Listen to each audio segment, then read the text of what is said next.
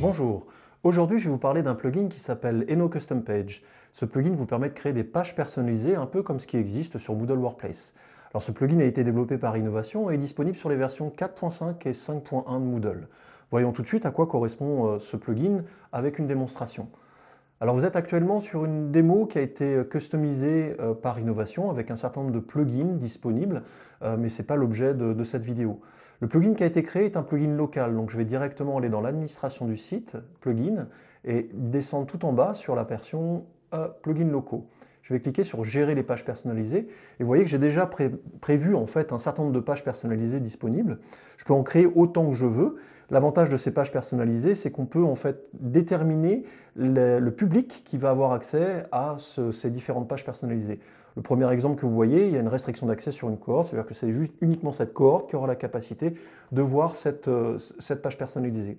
Vous avez aussi la possibilité de créer des pages personnalisées dites publiques qui seront disponibles même avant que l'utilisateur soit connecté sur la plateforme. Alors, quand j'ajoute une page personnalisée, on va pouvoir déterminer un nom qui sera unique pour la page personnalisée. Vous allez voir qu'après, c'est intéressant dans la mesure où on va pouvoir en fait assez rapidement orienter l'utilisateur en fonction de ce qu'on connaît de lui. Vous pouvez donc du coup lui donner un nom, titre de page. Vous pouvez aussi déterminer la manière dont vous allez pouvoir exploiter cette page personnalisée en ajoutant des différents blocs qui dépendent en fait du type de contexte de page que vous allez créer. On peut cacher cette page et on peut, je vous l'ai dit, autoriser un accès invité, c'est-à-dire une page disponible avant que l'utilisateur se connecte. On peut également restreindre les pages personnalisées selon différents critères, cohorte, utilisateur spécifique ou rôle système. Alors dans les faits, comment ça se passe? Si je reviens sur la page d'accueil et que je clique sur un bouton que j'ai créé qui pointe vers une page personnalisée qui s'appelle Mon espace, je vais rentrer sur un espace qui est propre à l'utilisateur et à la typologie d'utilisateur que j'ai identifié. Donc là, on a par exemple en fait une vidéo qui peut s'exécuter, les cours qui sont mis à la une et un certain nombre de contenus intéressants pour faire de la curation de contenu par exemple.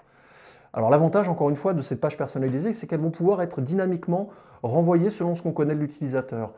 Actuellement, cette page personnalisée correspond à un profil de type 1.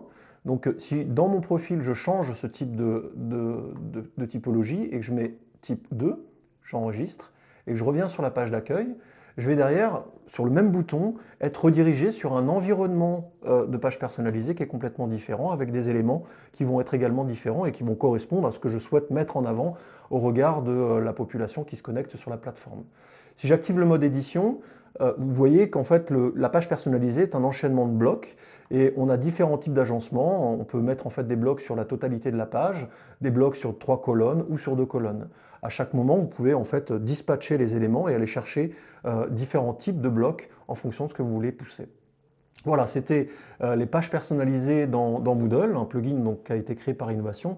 N'hésitez pas à vous connecter sur YouTube et à vous enregistrer sur YouTube pour suivre d'autres vidéos des différents plugins qu'Innovation a créés.